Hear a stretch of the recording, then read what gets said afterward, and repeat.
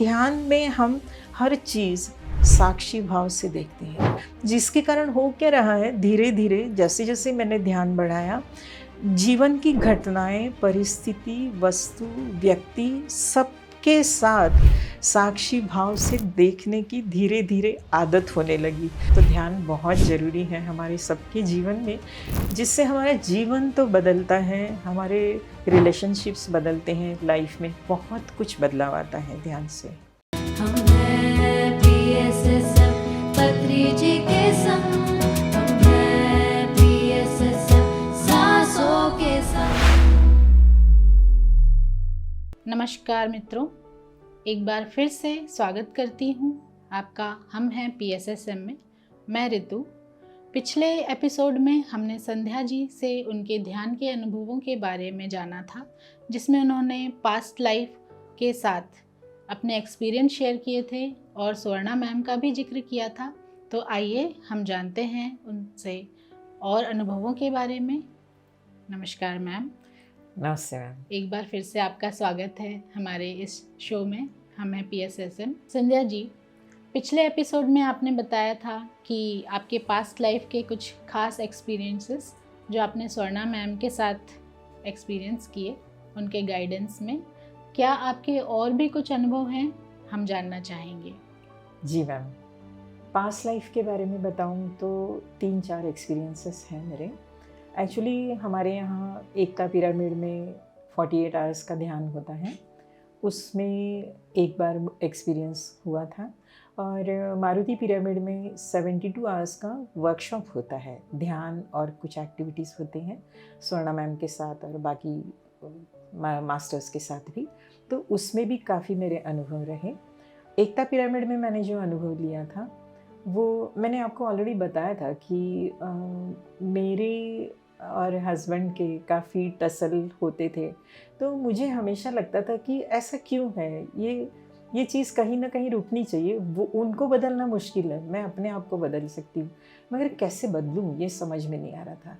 तो मेडिटेशन में हमेशा बैठ, और वो 48 आवर्स के इसमें मैंने एक बार नियरली 6 आवर्स कंटिन्यूसली मैं बैठी थी। 12 बजे गई तो 7 आवर्स तक, क्योंकि और 7 o'clock को उठने का कारण भी मेरा ये था कि 8 o'clock से मेरे भगवद गीता के क्लासेस थे। नहीं तो मेरा ये था कि रात के 10 बजे तक कंटिन्यूस बैठना है वहाँ पे। तो उसमें मैंने एक क्वेश्चन डाला था कि ऐसा क्यों है, रिलेशन्स में इतना स्ट्रेस क्यों है, स्ट्रेनस क्यों है। तो मैडम मैंने पास्ट लाइफ में देखा कि एक पास्ट लाइफ में मैं बहुत ही रूड ऐसे ज़मींदार थी, और बहुत जो सर्वेंट्स लोग हैं उनके साथ बहुत ही बुरा व्यवहार करती थी, हर चीज़ करा लेना, अपनी मनमानी करना, इस टाइप से पहले के ज़मींदार जैसे थे उस टाइप से। And he was a servant with me, और मैंने उनको बहुत हैरेस किया है उसमें। उनकी ज़मीन हड़प ली थी, उनको बहुत इतना हैरेस किया कि at last he got dead.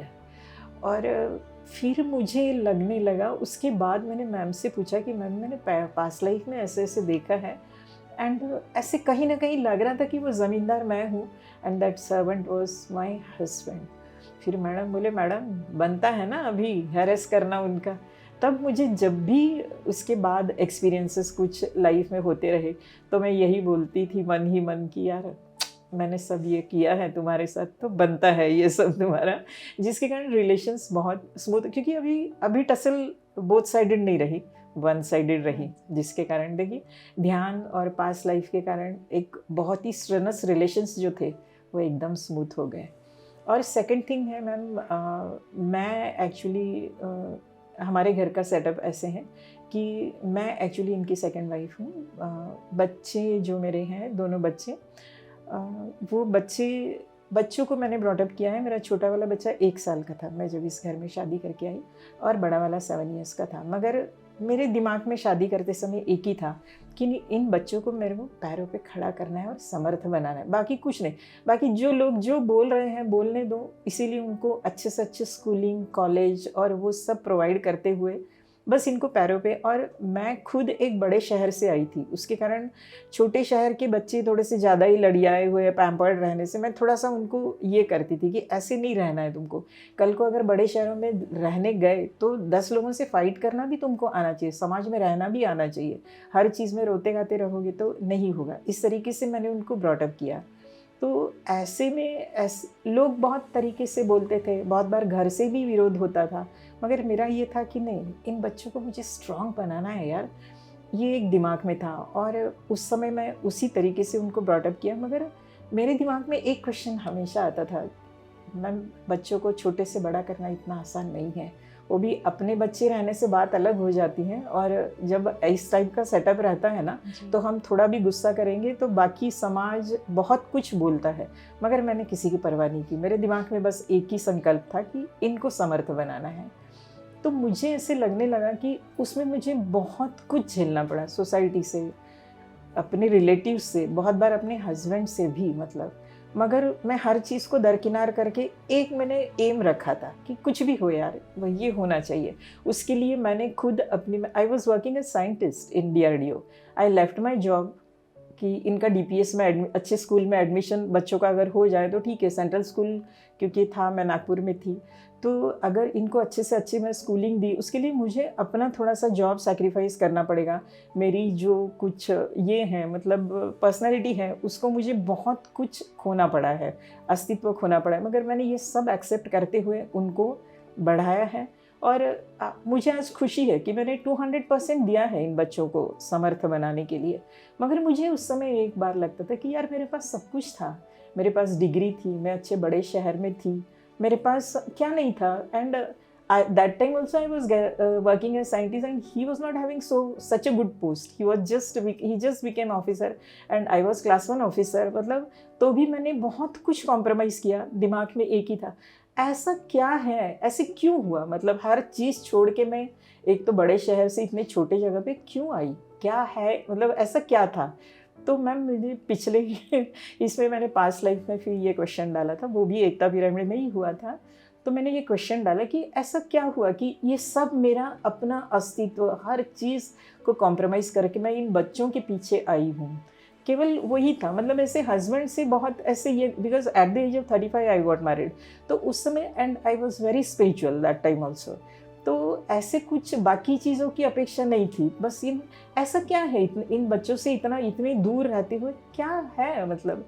तब मैंने वो क्वेश्चन डाला था, तब मुझे एक आंसर मिला कि एक ऐसे फॉरेन की जगह थी जहाँ पे ये दोनों बच्चे छोटे थे, ज़्यादा बड़े नहीं थे, बच्चे बहुत मैच्योर नहीं थे, दोनों मिलके शॉप चलाते थे।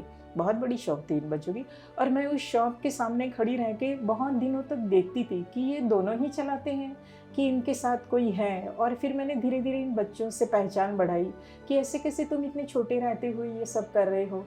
तो वो बोली नहीं, हमारा और कोई नहीं है। ऐसे करते करते फिर मैंने उन बच्चों को अपनाया और धीरे धीरे उनकी पूरी प्रॉपर्टी पे मैंने कब्जा किया जिसके कारण अब ये तो वापस करना है। कर्मों का लेखा मैम किसी को नहीं चुकता, भगवान को नहीं चुका तो हम कहाँ से झुकेंगे उससे। तो मुझे ऐसा लगता है कि ये सब सूत के समय तो वापस करने के लिए वहाँ से यहाँ आना पड़ा, इन बच्चों को ब्रॉटअप करना पड़ा। और मुझे ऐसा लगता है अभी जैसे बैंक का कर्जा हमारा पूरा निकल जाता है ना, तो हम फिर बैंक में नहीं जाते, वैसे इनके साथ जो कुछ मेरा कर्मों का कर्जा था वो पूरी तरह से हो गया है। So it's okay if they are away from me, it's okay, they are happy in their life, I am happy with my meditation, with my group. So this is the second past life I have seen. एक past life मैंने और देखा है ma'am कि अभी मेरे छोटा वाला बेटा एकदम यू टर्न लिया, तो लगता था यार इस बहू के साथ मेरा क्या रिश्ता है, ऐसे क्या हुआ कि वो बहू घर में आने से, घर में घुल मिल जाने से पहले ही उसने जो बेटे को लेके गई वो देख ही नहीं रहा है, मतलब पीछे मुड़ के। तो फिर मैंने ये तो अभी के ये 3 दिन का जो सत्र था पिछले महीने के, उसमें मैंने क्वेश्चन डाला था, तो उसमें मुझे आंसर मिला कि ये दोनों, मेरा बेटा और बहू, ये दोनों एक जन्म में दोनों बहनें थी और नदी के किनारे ऐसे चल रही थी और छोटी वाली गिर गई नीचे नदी में। बहते बहते थोड़ी आगे आई और मैं नाव से थोड़ा सा जा रही थी आगे, तो मैंने देखा एक बच्ची गिरी है, उस बच्ची को उठाया, नाव में बिठाई and army officer that time also, और मैं उसको लेके गई बच्ची को और उसको अच्छे से ब्रॉटअप किया मैंने। तो वो जो बच्ची थी छोटी, वो कहीं ना कहीं मुझे ऐसे लग रहा है कि मेरा बेटा था, और ये जो बड़ी बच्ची है वो बहू थी। अब इन दोनों को मैंने सेपरेट किया है, तो एंड शी वॉज क्राइंग, बड़ी वाली, बाद में मैंने देखा। तो कहीं ना कहीं ये कर्म मुझे वापस करने हैं, जिसके कारण अभी ये सब हो रहा है। It's okay. ये सब होने के कारण जो मन में जो एक ये था ना, गिल्ट थी ना कि क्या, क्यों हुआ, मेरे से क्या गलती हुई, ये सब गिल्ट निकल गई है। अब यहाँ भी मेडिटेशन में बैठो या कहीं भी बैठो तो फ्री लगता है कि नहीं, जो हुआ सही हुआ, ये मेरे ही कर्म थे। जैसे पत्री जी बोलते हैं कि you are the creator of reality, तो यही है सब। और कुछ अनुभव में और भी शेयर करना चाहती हूँ मैडम जी। हमारा जो 3 दिन का ये वर्कशॉप होता है वो बहुत ही यूज़फुल है। मुझे ऐसा लगता है कि लोगों ने करना भी चाहिए ये, क्योंकि इसमें तो पास्ट लाइफ, मतलब आप जब ध्यान में बैठते हो, कुछ क्वेश्चंस डालते हो। 1-2 अनुभव और शेयर करना चाहती हूँ मैं। जी। हमारे यहाँ मारुति ध्यान केंद्र में एक ध्यान शिविर होता है 3 दिन का। कुछ वर्कशॉप्स होते हैं उसमें, स्वर्णा मैम रहती है, बाकी सब मास्टर्स भी कराते हैं। हमारी ग्रेट मास्टर जो नीलम मैम है वो भी कराती है कुछ एक्टिविटीज़। तो उसमें एक एक्टिविटी होती है कि पंचतत्व जो है, पंचभूत, उससे हमारा उसका शुद्धिकरण, उससे कनेक्ट होना, एनिमल किंगडम से कनेक्ट होना, प्लांट किंगडम से कनेक्ट होना। सच कहें तो हम प्रकृति में रह रहे हैं, मगर प्रकृति को ना जान पा रहे हैं ना पहचान पा रहे हैं।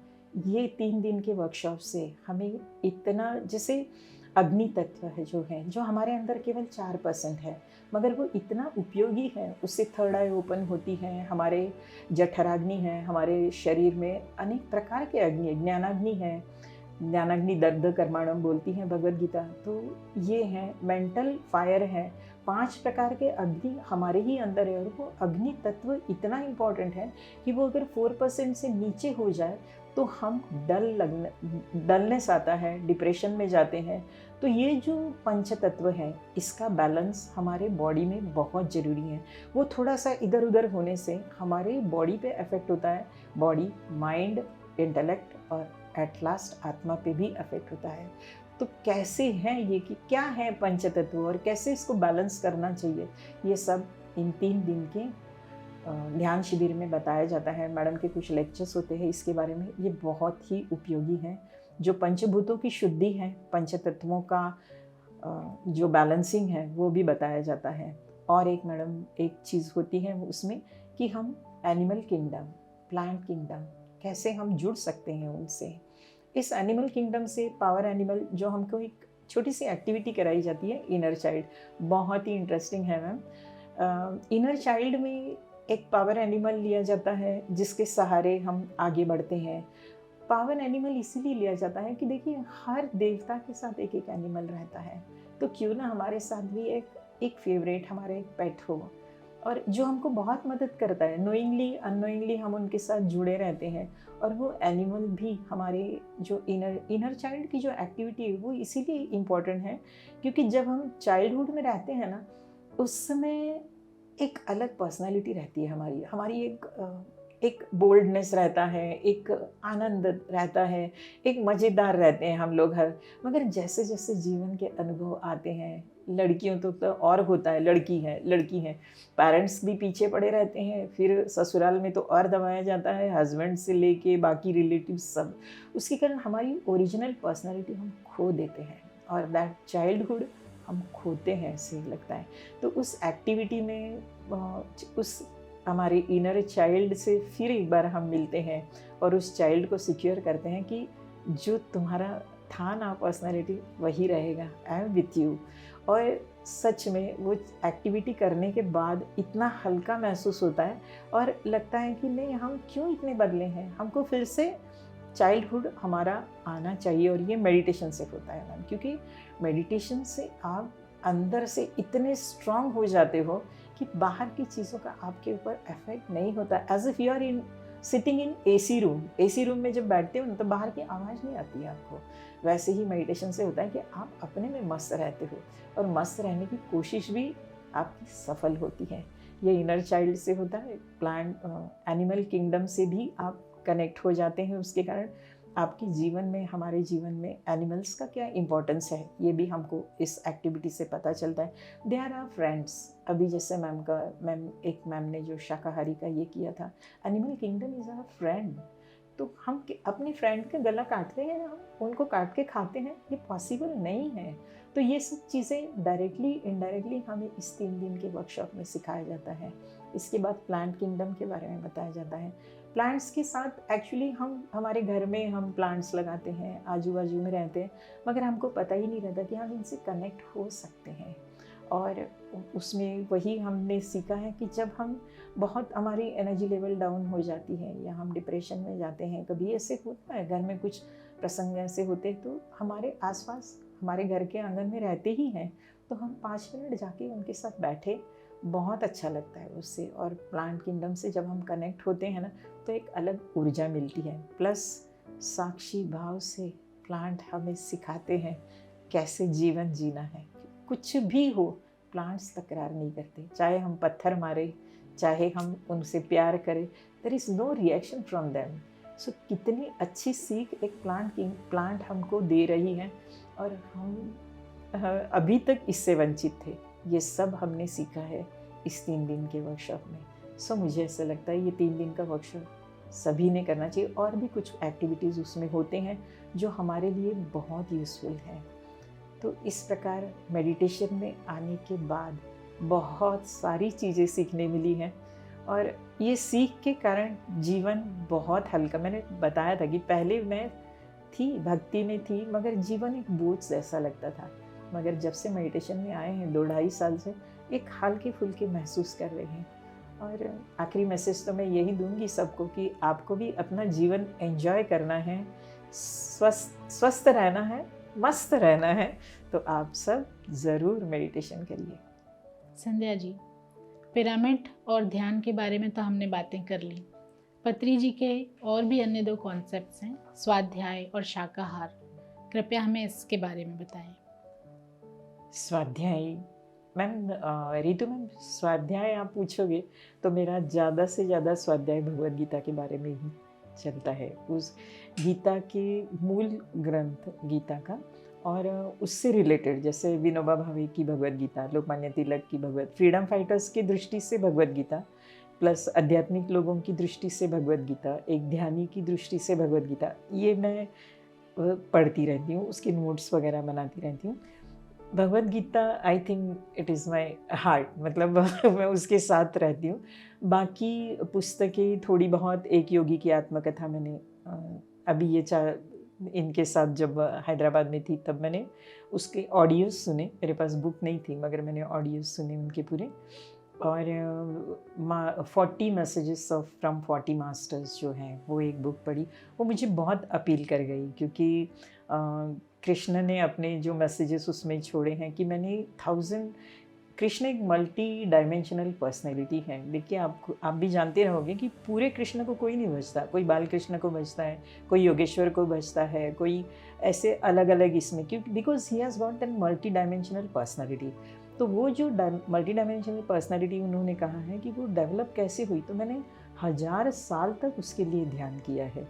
तब मुझे वो उनका वो जो सेंटेंस है ना, मैंने उसको ऐसे ब्रैकेट किया था उस बुक में, कि सच में मगर हमको भी कितने सालों तक ध्यान करना है और हम कितना कम ध्यान कर रहे हैं, मतलब वो अपील किया मुझे। और तब से मैंने जब भी समय मिला तो खाली बैठने के बदले ध्यान में ये करना है, समय गुजारना है, ये सोचा है। उसके बाद उसी में सीता जी का मैंने जो पढ़ा, उन्होंने जो मैसेज दिया कि हमको कहाँ अपने आप को देना है, ये हमको सोचना है। कहीं भी हमको अपने आप को समर्पित नहीं करना है, जहाँ चाहिए वहीं देना है। एक स्त्री को कैसे रहना चाहिए, ये सीता जी के मैसेजेस उसमें बहुत अच्छे हैं, मुझे बहुत ही अपीलिंग लगे वो चीज़। और हमारे जीवन का डिज़ाइन, जैसे पत्री जी बोलते हैं कि you are the reality of your own life, या तो वैसे ही सीता जी बोलती है कि आप खुद अपना लाइफ डिज़ाइन करते हो। आप जो समर्पण करते हो, जो कुछ भी आप सामने वाले के साथ बिहेव करते हो, उसी से, या आप जो कर्म करते हो उसी से आप अपने भविष्य बना रहे हो, आप अपना लाइफ बना रहे हो। तो इस प्रकार ये सीता जी का मैसेज भी मुझे बहुत अपीलिंग लगा। उसके बाद अश्वत्थामा का मैसेज भी अच्छा लगा कि अश्वत्थामा ने दूर रहते हुए गुरु के एस्ट्रल ट्रैवल से गुरु की पूरी विद्या ये की और एक बहुत अच्छा योद्धा बना था वो। तो इस प्रकार वो बुक मुझे बहुत अपीलिंग लगी। मैसेजेस ऑफ 40 मास्टर्स, योगी भव। तो इसकी जो एक योगी की आत्मकथा तो वंडरफुल बुक है, मतलब उसके बारे में बोलना भी मुझे लगता है शब्द कम है। तो स्वाध्याय का तो मैम कंटिन्यूसली मैं, और भगवद गीता का मेरा रोज का 2 से 3 घंटा स्वाध्याय चलता ही है, मतलब it is fascinating, it is तो इस प्रकार स्वाध्याय होता है। सज्जन संगति आप बोलोगी तो स्वर्णा मैम का तो मैंने बहुत बार बताया है कि स्वर्णा मैम कैसे हमारे जीवन में एक पिलर है। वो कुछ भी होने से हम मैम की तरफ देखते हैं और वो हमें ऐसे ही उत्तर मिलता है। मतलब 1-2 अनुभव तो मैं आपको और कहूँ कि अभी एक बार ऐसे हुआ कि घर में से कुछ चल रहा था, उसके बाद मुझे ऐसे लगा कि अभी तो अपना सब काम हो गया है ना, पूरे कर्म तो ख़त्म हो गए हैं, बच्चों को बड़ा करना था, बच्चे बड़े हो गए, जो था वो हो गया, ये भी ठीक ठाक हो गए हैं, तो अब क्या बचा है लाइफ में। ऐसे बार बार मन में विचार आ रहा था। तब उसके बाद थर्सडे को मैम का लेक्चर था मारुति पिरामिड में, तो मैम आके सबसे पहले हग की। सब लोग थे वहाँ पे बैठे हुए, मैम ने सबके सामने हग किया। क्या बहुत कुछ चल रहा है मन में, मतलब देखिए मेरे मन में क्या चल रहा है, how she is connected always with us. मतलब तब मैंने बोला कि अभी बहुत काम बचा है, ऐसे नहीं सोचना है, ये उन्होंने बताया। मतलब हर क्षण वो हमारे साथ रहती है। ये सज्जन संगति जो है ना, ये मुझे लगता है कि जीवन में बहुत दुर्लभ है, सभी को नहीं मिलता, और मिलने से भी सभी इतने क्लोज उनसे कनेक्ट नहीं हो पाते। तो ये हमको जो मिला है सज्जन संगति, प्लस हमारे यहाँ हर महीने एक मास्टर आते हैं बाहर से, तो उनके हर मास्टर का एक अपना नेचर है और हर मास्टर से बहुत कुछ हमको सीखने मिलता है। जैसे तटवर्ती सर आए थे, बहुत गुस्सैल तो थे, मगर उनके जो शाकाहार पे उनका इतना भर था, उनसे हम सीखे हैं कि सच में मांसाहार कितनी बुरी चीज़ है और हम लोगों को इसके बारे में बात भी कर सकते, क्योंकि सर ने बहुत मांसाहार टू शाकाहार ट्रांसफॉर्मेशन क्यों होना चाहिए इसके बारे में बहुत कुछ हमें ज्ञान दिया था। हम एक जगह गए थे तो उनके घर में हम सब ने नाश्ता किया, सर ने चाय तक नहीं पी। सर बोले सर को पता भी नहीं था, मगर सर बोले कि मुझे ऐसा लगता है कि इन्होंने मांसाहार छोड़ के 40 दिन भी नहीं हुए हैं, तो मैं इस घर में चाय भी नहीं पीऊँगा। और हम लोगों, मैम बोली कि नहीं, हम अगर इनके साथ ऐसे रहेंगे तो ये फिर से दे कैन गो बैक। सो उनको प्रमोट करने के लिए ठीक है उन्होंने छोड़ा है, और वैसे ही आगे भी छूट जाना चाहिए, इसलिए हम सब लेंगे, इस टाइप से ऐसे हुआ। ठीक है, उसके बाद मिठा मनोहर सर आए थे, जैसे उनका नाम था वैसे ही वो मिठा ही थे, मतलब इतने प्यारे थे वो, इतना बात कर रहे थे। और बीच बीच में उनको पत्री जी उनके अंदर ये होते थे, प्रवेश करते थे और वो पत्री जी की भाषा बोलते थे, इतना अच्छा लगता था कि साक्षात पत्री जी बैठे हैं। एक बार तो मारुति ध्यान केंद्र में, मैम शायद आप भी थे, हनुमान जी उनके इसमें ऐसे ये हो गए थे, तो बहुत अच्छा लग रहा था ये सब। तो ये सब मास्टर्स के साथ हमको ये सब सीखने मिल रहा है कि वो कितने कनेक्टेड हैं सभी लोगों से, और उसके कारण वो एक हो जाते हैं। उसके बाद मालती मैडम आई थी, शी वॉज सो मार्वलस। उन्होंने हमारे साथ होली खेली थी, ऐसे लग ही नहीं रहा था कि मालती मैम हमारे बीच फर्स्ट टाइम आई है, वो इतनी फ्रेंडली रह रही। तो ऐसे मास्टर्स के साथ हमको सीखने मिलता है कि हम भी कहीं भी जाए तो आए बन के न रहे, हम सबके साथ घुल मिल के रहे और सबके साथ अच्छे से रहे, फ्रेंडली रहे। इस टाइप से हर मास्टर से हमको कुछ ना कुछ सीखने मिलता है।